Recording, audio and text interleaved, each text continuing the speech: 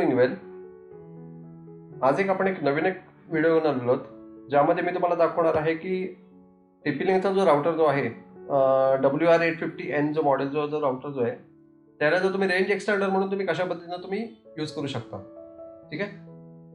तर या व्हिडिओमध्ये मी तुम्हाला कम्प्लिटली गाईड दाखवणार आहे की कशा पद्धतीनं तुम्हाला स्टेप बाय स्टेप फॉलो करायचे आहेत आणि कशा पद्धतीनं तुम्हाला तो रेंज एक्सटेंडर ऑप्शन जो आहे तो ऑन करून आपल्याला रेंज एक्सटेंड करू शकता तुम्ही विथ तुमच्या ओल्ड राउटरवरून नवीन राउटरमध्ये, म्हणजे लाईक त्या राउटर जुन्या राउटरवरून आपण कनेक्शन घेऊन पुढे सिग्नल आपण कशा पद्धतीने तुम्ही पासआउट करू शकता हे आज या व्हिडिओमध्ये मी तुम्हाला दाखवणार आहे. ओके.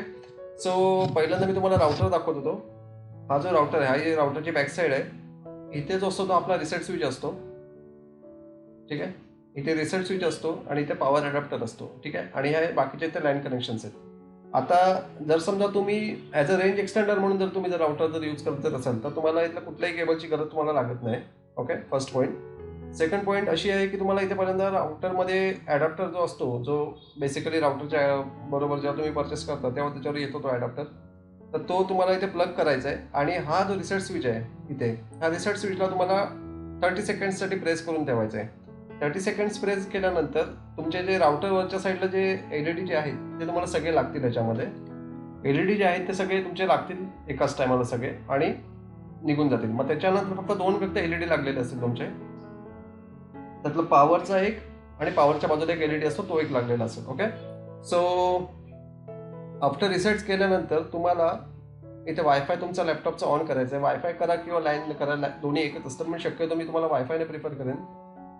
तर पहिल्यांदा वायफाय माझं मी ऑन करतो आणि ह्याच्यामध्ये TP-Linkचा जो राउटर जो आहे इथे, ठीक आहे, ह्याला मी कनेक्ट करायचं आहे. आता हा माझा ऑलरेडी कनेक्ट झाला आहे कारण मी याला पहिल्यांदा रिसेट केला आहे, त्याच्यामुळे हा ऑटोमॅटिकली कनेक्ट झाला आहे. तर त्याच्यानंतर आता इथे डिस्कनेक्ट दाखवते. आता ह्याचा राउटरचा पासवर्ड तुम्हाला कुठे भेटेल? राउटरचा पासवर्ड तुम्हाला बॉटम ऑफ द राउटर, म्हणजे लाईक तुमचा जो राउटर जो आहे तो TP-Linkचा, त्याच्या खालच्या साईडला एक स्टिकर लागलेला असतो. त्याच्यामध्ये तुमचा वायफायचा SSID लिहिलेला असतं आणि SSIDच्या खालच्या साईडला त्याचा पासवर्ड लिहिलेला असतो. तर तो पासवर्ड सिम्पल तुम्हाला इथे टाकायचा आहे. टाकल्यानंतर इथे तो कनेक्ट होतो. ठीक आहे. आता कनेक्ट केल्यानंतर आपल्याला त्याचा IP ॲड्रेस त्याने काय घेतला हे पर्यंत आपल्याला चेक करायचं आहे. तर मी आता इथे पर्यंत टाईप करतो ncpa.cpl स्टेटस डिटेल्सवरती क्लिक केला. ओके. आता इथे माझा IP ॲड्रेस त्याने घेतला आहे 192.168.0.1. ओके. हा त्याने DHCP automatically IP address provide केला आहे, त्याच्यामुळे एवढं काही हे नाही आहे आपल्याला. ओके. तर आता मी काय करतो,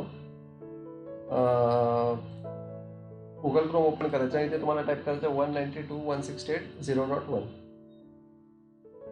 समजा TP-Link.wifi.net. ओके.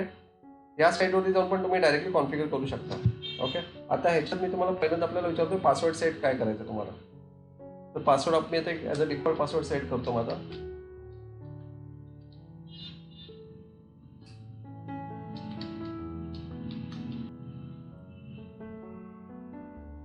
आता मी पासवर्ड सेट केला. आता इथे आल्यानंतर इथे बऱ्याचदा इंजिनियर कन्फ्यूज होतात की काय सिलेक्ट करायचं किंवा PPPoE डायनॅमिक SID काय, PPPoE L2 LTA काय आहे एक्झॅक्टली. तर इथे तुम्हाला काही सिलेक्ट करायचं नाही. ह्याच्यामध्ये तुम्हाला काय करायचं आहे, ॲडव्हान्समध्ये जायचं आहे. ॲडव्हान्समध्ये गेल्यानंतर इथे ऑपरेशन मोड नावाचा ऑप्शन येतो तुम्हाला. ऑपरेशन मोडमध्ये जायचं. ऑपरेशन मोडमध्ये गेल्यानंतर इथे तुम्हाला एक विचारतो रेंज एक्सटेंडर. ठीक आहे. रेंज एक्सटेंडर सिलेक्ट करून तुम्हाला सेव्ह करायचं आहे.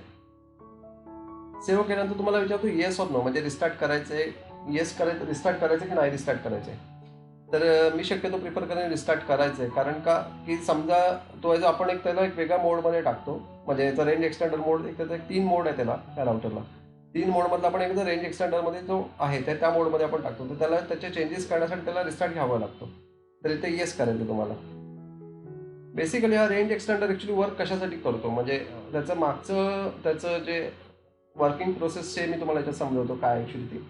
लाईक समजा तुमचा आता एक फ्लॅट आहे किंवा तुमचं समजा एक घर आहे. तर घरामध्ये तुम्ही हॉलमध्ये समजा तुम्ही जो मेन तुमचा राउटर लावलेला आहे. ओके.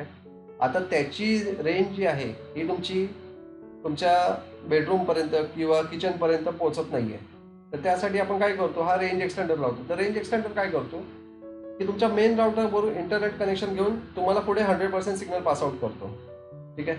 एवढंच फक्त ह्याचं फंक्शनिंग असतं, म्हणजे बाकी काही वेगळं असं काही नाही. ह्याच्यासाठी तुम्हाला कुठे लॅन केबल किंवा अदर काय कुठलं काही कनेक्शन द्यायचं नाही. फक्त सिंपल त्याला पॉवर आणि त्याचा तुमचा मेन जो राउटर जो आहे तर त्याला फक्त ऑन असला पाहिजे. बस या त्याला दोनच गोष्टी फक्त इम्पॉर्टन्स असतात. ही कंप्लीट व्हायला द्यायचं. याच्यामध्ये काही चेंजेस करायचे नाहीत तुम्हाला. त्याच्यानंतर आता ह्याचा IP ॲड्रेस आपला चेंज होईल. लाईक आता मी जो 192.168.0.1 जो मी सेट केलाय, हा त्याचा IP ॲड्रेस चेंज होणार आहे नंतर. आता तो चेंज होण्याचं कारण म्हणजे कसं असतं की लाईक तुमचं समजा त्याला जर आपण रेंज एक्सटेंडर म्हणून टाकतो आणि हा जो आहे तो डिफॉल्ट गेटवे घेतोय तो ह्याच्यामध्ये. आता डिफॉल्ट गेटवे कुठला असणार आहे नंतर आपला जो नेक्स्ट टाइम आपण जो कॉन्फिगर केला तर डिफॉल्ट गेटवे त्या जुन्या राउटरचा असणार आहे त्याच्यामध्ये. चेक करतो माझा कॉन्फिगर झालंय का.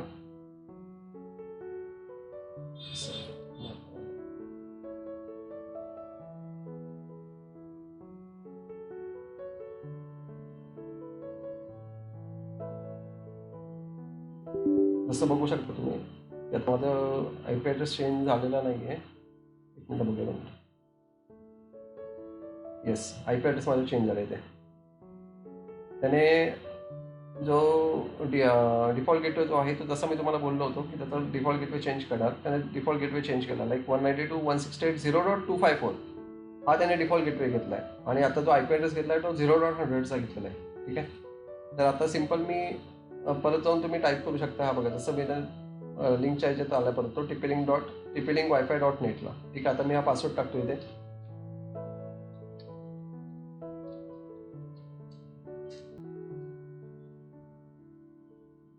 आता इथे आल्यानंतर तुम्हाला क्विक सेटअपला जायचं याच्यामध्ये. आता याच्यात तुम्हाला वायफाय तो सर्च करतो, जवळपास तुमचे कुठले कुठले वायफाय जे आहेत त्यातले तो सिलेक्ट करतो. आता इथे जो माझा पहिला जो वायफाय आहे तो माझा वायफाय आहे याच्यामध्ये. ठीक आहे. प्रत्येकाचा दुसरा वेगवेगळा पण काही असू शकतो. तर तुमचा जो वायफाय जो आहे तो तुम्हाला सिलेक्ट करायचा आहे आणि ते पासवर्ड टाकायचा आहे.